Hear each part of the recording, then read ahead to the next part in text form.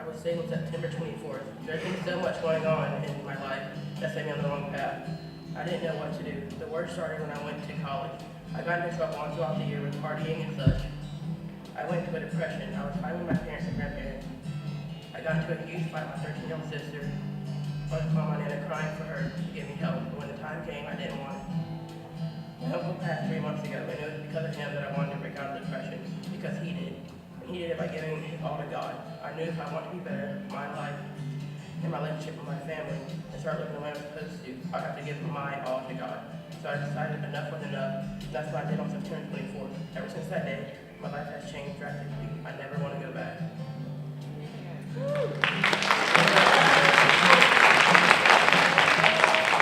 Is your testimony before this body of believers that you've accepted Jesus Christ as your Lord and Savior? Yes. Baptize you, my sister, in the name of the Father, in the name of the Son, and the Holy Spirit.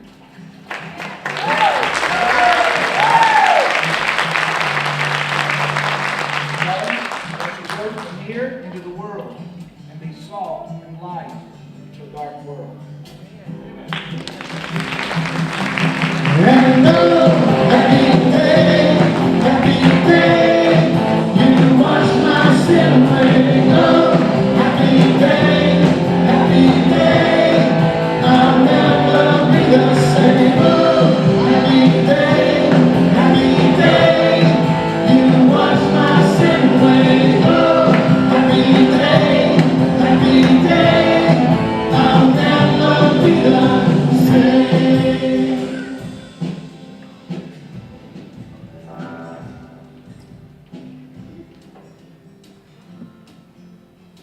My name is Crystal Mullikin, I'm 30 years old. In the middle of an older brother, older sister, and younger brother. I was born in Erie, Pennsylvania, and grew up only knowing the Catholic religion. At 7, I finally went to my parents about what my grandfather was doing to me. As my parents started the legal process, my grandfather was diagnosed with stage 4 cancer. So my parents decided it would be best for us to move from the situation, so we moved to South Carolina. It was only a short time after we moved that my mom's best friend introduced us to a Baptist church. My mom was hooked. If the doors were open, we were there. At 14, my mom got very sick and placed on a ton of meds. Well, that led to us kids doing as we wanted because my dad worked out of town all week. My mom didn't know who she was at the time. So I started hanging out with the party crowd. I met a boy, thought I was in love. At 15, I got pregnant. I couldn't understand why me. This led my mom to check herself to the hospital for detox and got better so she could get back on track, being the best mom she could. That was my first experience with God's saving grace. At 8 months pregnant, I felt the need to get baptized so maybe the judgment wouldn't be as bad.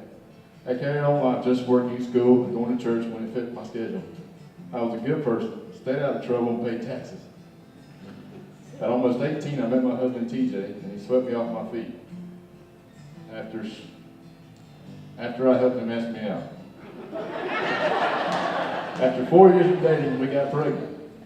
From the night Zoe was born, she was sick. We went for daily blood work, and we kept our faith, prayed because that's what our church told us to do.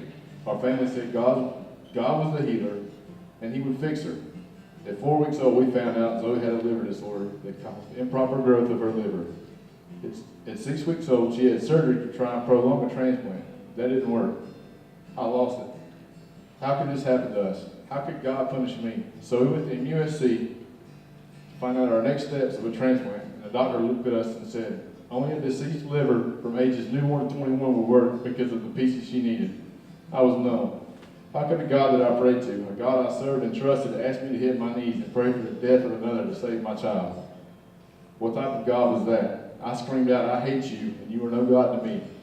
I turned into a dark, hateful person. I drank at night just to sleep. I was so cold and angry to everyone. If someone wanted to pray for me, I would snap at them because there was no God. How could people want a God to let me wipe the blood from Zoe daily, plead for her pain to go away, just so she could sleep longer than 2 out of 24 hours? I hated TJ because he kept going to church and praying and left me in my darkness, and he kept his faith in God. Zoe finally got on the transplant list, and I made a deal with God that if she got a liver, I would at least sit in church. Still never prayed. I looked as if I was saved and trusted God, so I continued to be alone, inside, scared and filled with fear, never feeling worth anything. April of 2013, TJ asked me to marry him after a 3-year separation, and I said yes. He gave me one stipulation, that I would get saved, and I said sure. I knew how to play that game.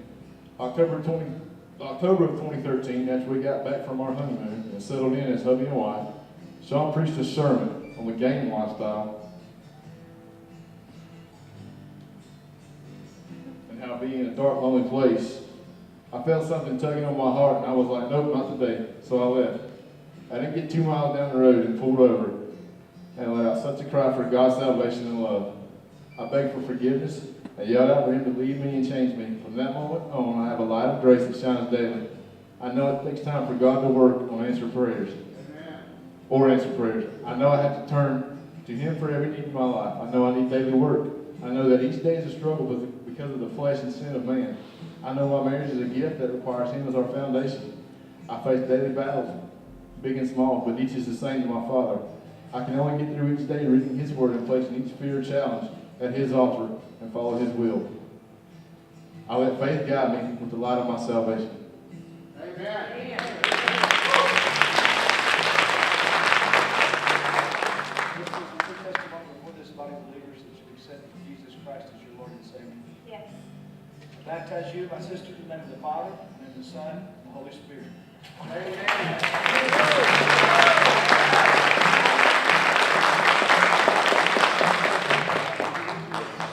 To be salt and light to a dark world that needs what you have. And